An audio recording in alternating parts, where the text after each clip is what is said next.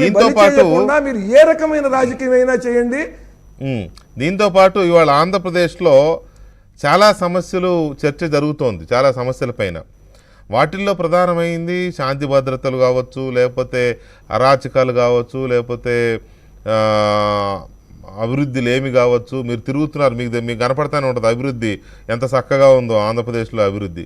So ఇటువంటి అంశాల మీద చాలా పెద్ద చర్చ జరుగుతోంది. ప్రత్యేకించి ప్రజలకు అక్కడ విలువ లేదు.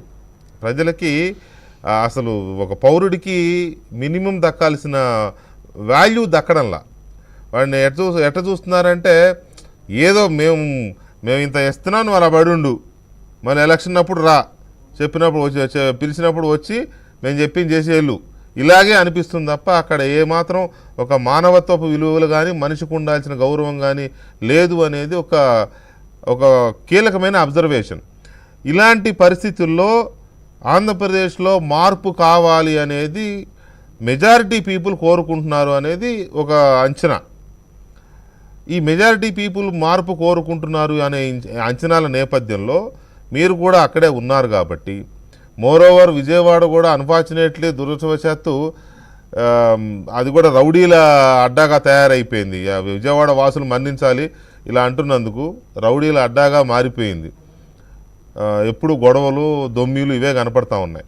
సో ఈ పరిస్థితుల్లో ఆంధ్రప్రదేశ్ ప్రజలకి మీరేమన్నా చెప్తారా?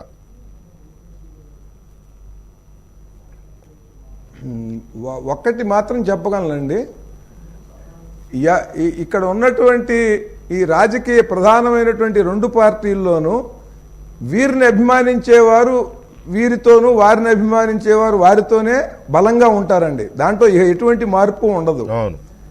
ఒకరికి ఒకరు శత్రువులుగా భావిస్తున్నారు. అది చాలా ద్వేషపూరితంగా అది మారిపోయింది. అది ఆ విధానం సరైంది కాదు.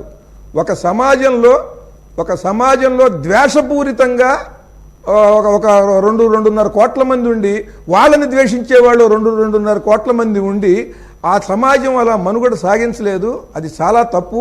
అది శాంతి భద్రతలకి విఘాతం కాకుండా మానవుడికి మనశ్శాంతి ఉండదు. ఎవరికి వాడి ఇంట్లో వెళ్ళి పడుకుంటే, కార్యకర్త దగ్గర నుంచి నాయకుల వరకు, వాళ్ళని అభిమానించే వాళ్ళ వరకు కూడా ఎవరికి వాళ్ళు పార్టీలను అభిమానించండి, ఓట్లేసుకోండి, అంతేగాని దాన్ని ఒక తీవ్రమైన ద్వేషంతో దాన్ని అదే మీరు పదే తలుచుకోవటం వలన మీకు అనారోగ్యం చేస్తుంది.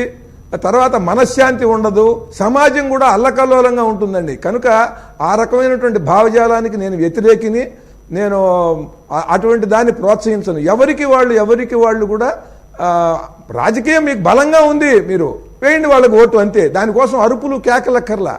అరుపులు కేకలు తిట్లు ఇవేమి అక్కర్లేదండి. ఎవరికన్నా మీకు ఎవరన్నా ఇష్టం లేకపోతే ఓడించడం మీ చేతుల్లో ఉంది. ఇది దానికోసం అని చెప్పి విపరీతం ఒక ద్వేషపూరితమైనటువంటి సమాజాన్ని తయారు చేయకూడదండి బలంగా. ఇవాళ అది జరుగుతున్నది. అది బాగా పాత్ర వహిస్తుందండి. కూడా అర్థం చేసుకోవాలి. లేకపోతే అన్ని మీడియా ఛానల్స్ కి చెప్తున్నాను, వారిని అభిమానించే వాళ్ళు, వారికి ప్రోత్సాహం, వారిని బలపరిచే వాళ్ళు